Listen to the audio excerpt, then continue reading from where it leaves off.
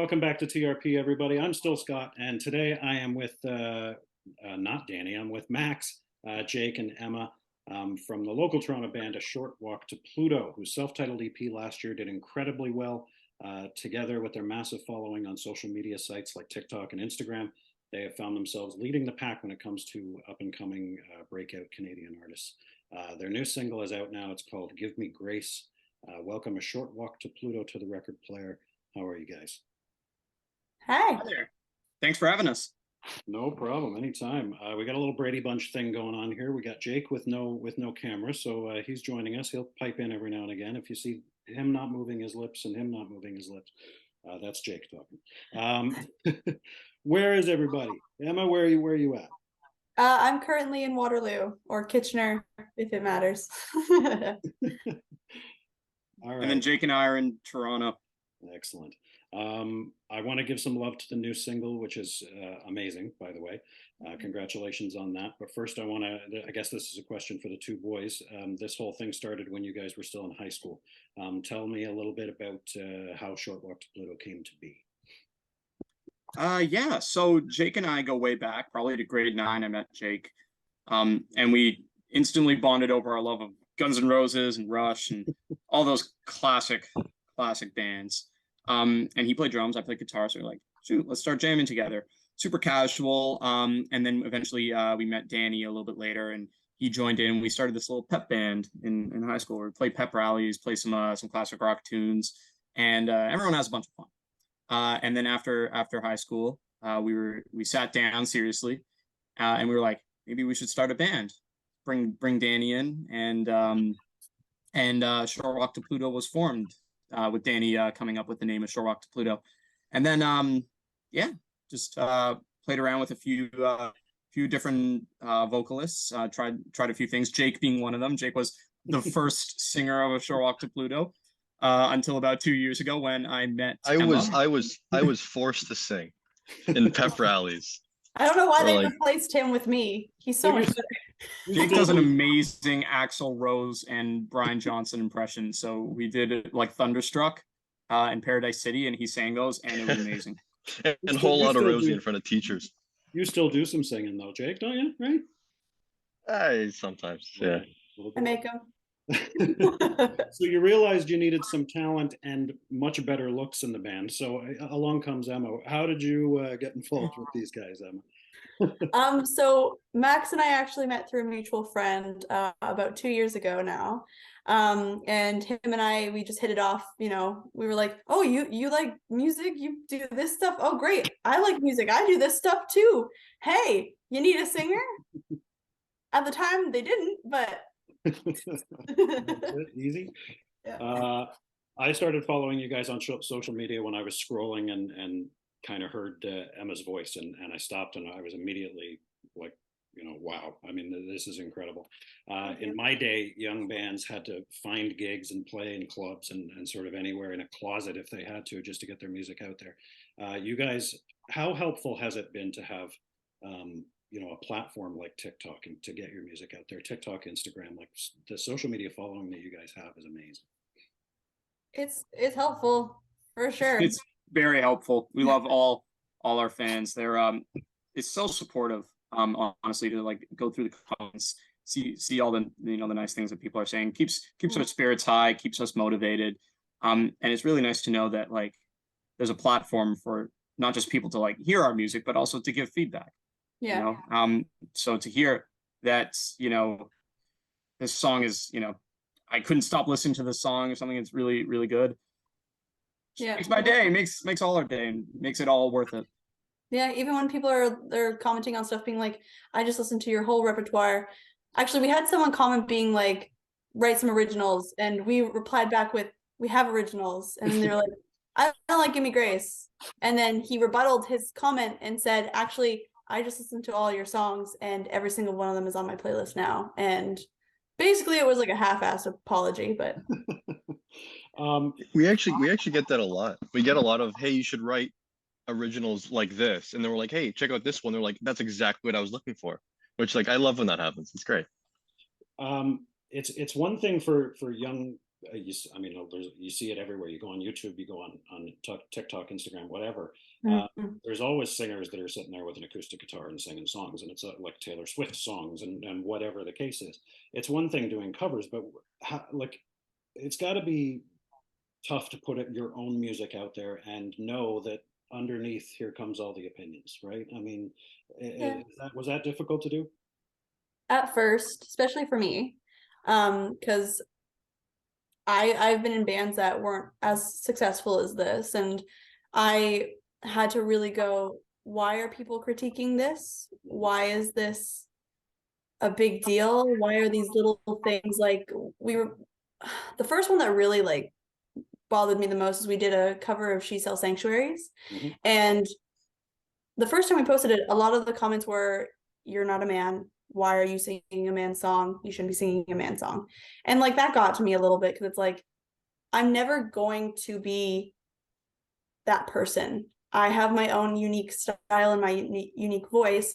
And no matter what, I can't ever match that. To be honest, the lead singer can no longer match what he did originally either. No, I saw them in concert not that long ago, and boy, are you right. And not Still to a great rude show. again. We saw Jake and I still saw them amazing, a while back. They're awesome. And they're still fun to watch, but I had to tell myself, like, I am not this person. I have my own unique style. And that actually did help me get to a point where I'm like, okay, people are going to have their opinions. Not everybody's going to love what you do. And when they do, great. And if they don't, there'll be another cover next week and they can have their opinion again. Yeah, but then Emma does like Barracuda and everyone's like, whoa. Well, yeah, and that's what I was going to say. That next is that there are songs that you shouldn't hear. You know a woman sings it. You shouldn't hear a man sing it. You know a man sings it, and you shouldn't hear. Actually, I shouldn't say you shouldn't, but when I went through and all the covers that you guys did, I didn't even notice whether there was a man singing originally or a woman singing originally. That's how good you are at doing those covers, and the whole band together. How has the you get noticed by Howard Stern on his radio show, which is a internationally syndicated radio show that every person with a sense of humor or music taste listens to on the planet. How did you find out that you got that endorsement? I mean, were you guys listening to it? Did you hear it, or was it an afterwards thing? Somebody sent it. Good story. Jake, did you figure that out? Yeah, a lot of our fans are Howard Stern fans, so it was a lot of tagging us and, hey, look what happened, like he mentioned you, like this, and so they were sending us clips, and it was super easy for us to find out because we had 50 people send us things.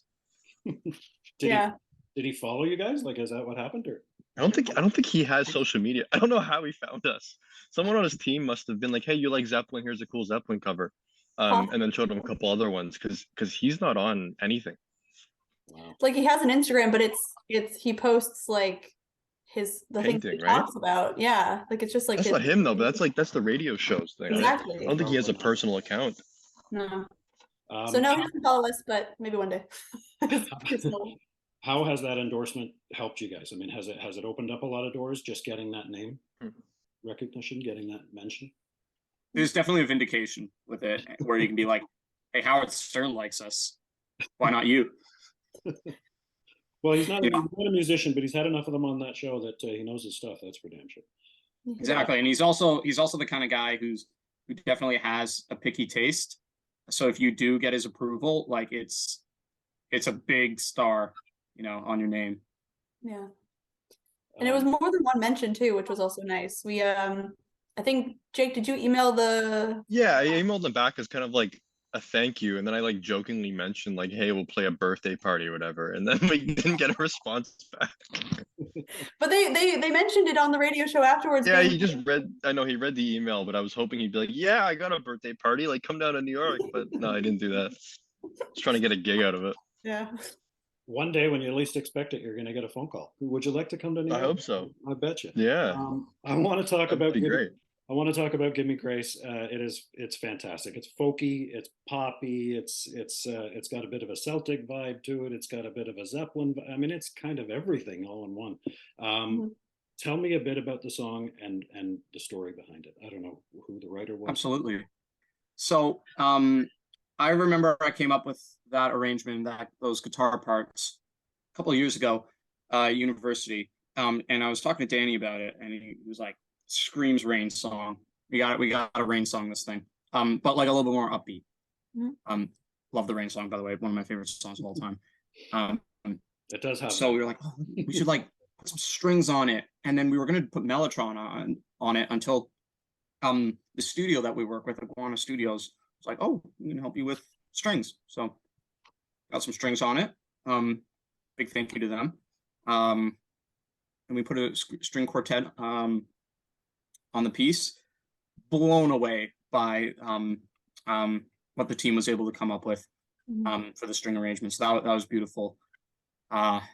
And yeah, in terms of like the lyrics, Danny wrote the lyrics as inspired by his own personal experience in a previous relationship about you know, man and woman represented by two different seasons, one autumn, one winter, and how they can interact with each other, and how the minimum that one would expect from them is grace, right? Love at least, give me grace, or love at least. So that's kind of where the lyrical side was coming from. So you know, Danny's such a wordsmith. He writes a lot of the lyrics for this band.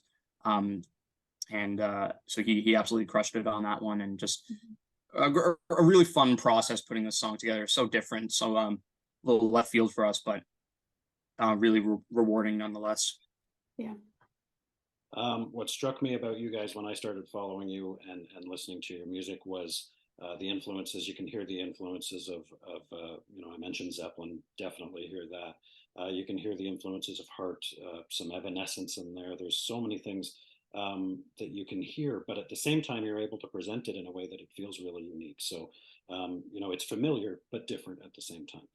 Have you heard that a lot when it comes to your music?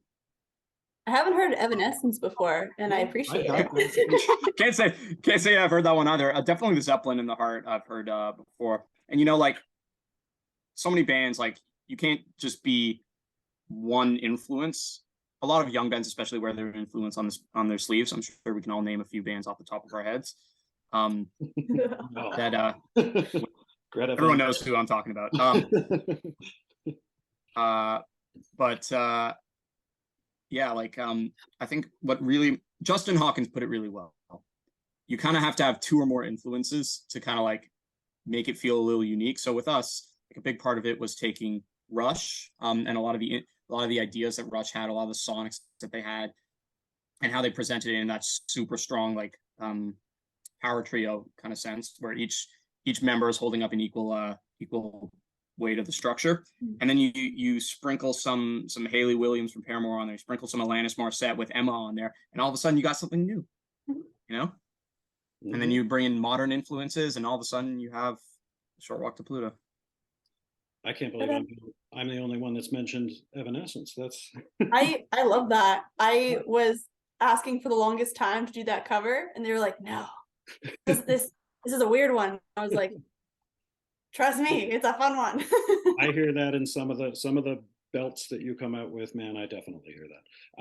I saw that you guys recently played at the Rivoli in Toronto, which is one of the best places in the city to see a show.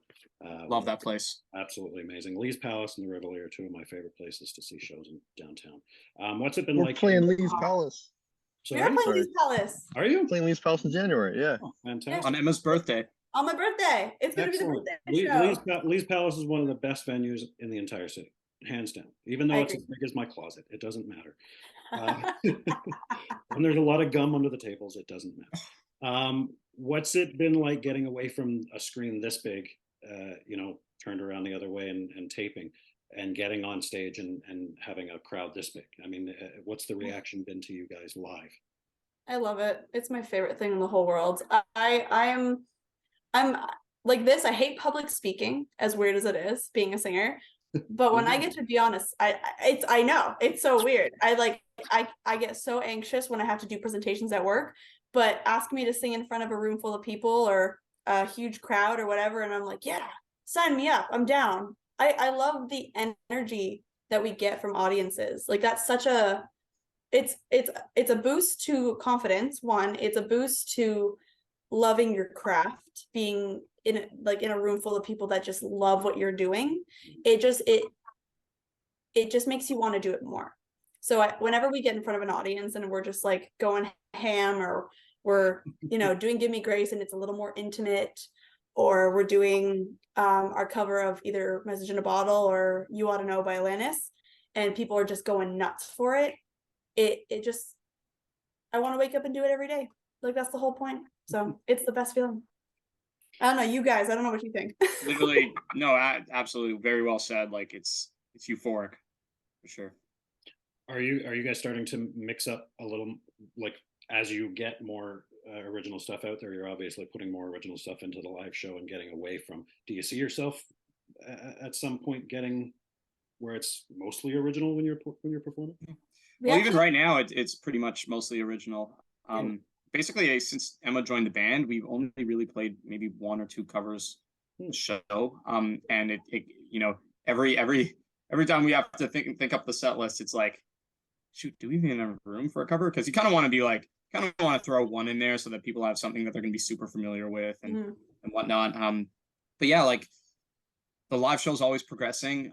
We do our own version of the covers, which is super fun. And even like now we're playing around with fun transitions into songs, which I think is so important. Like I just stopping and starting the song and trying to make it the same as the studio. It's there's not as much showmanship in that. And I think being able to draw from some of the greats that have done it. I'm thinking like, Zeppelin, for example, back in some of their jams that they would have were so creative in the way that they transition a song, so change the studio arrangements to better suit live. So inspiring, and we're trying to implement that same kind of thing as well. So Gimme Grace, obviously there's a lot of percussion in there, there's string quartet. We can't pull that off live, at least not right now. So we came up with a really cool arrangement with Jake, implementing mallets on the toms and filling in a lot of those gaps. And then Danny's bass part gets a little busier. Like it's really cool stuff. Jake crushes it on the drums for Gimme Grace, just so you know. It's kind of sick, actually. What's coming next for A Short Walk to Pluto? Whether it's recording, whether it's doing some actual touring, going out for a long extended time, or whether it's just one-off live shows. What irons are in the fire for you guys right now?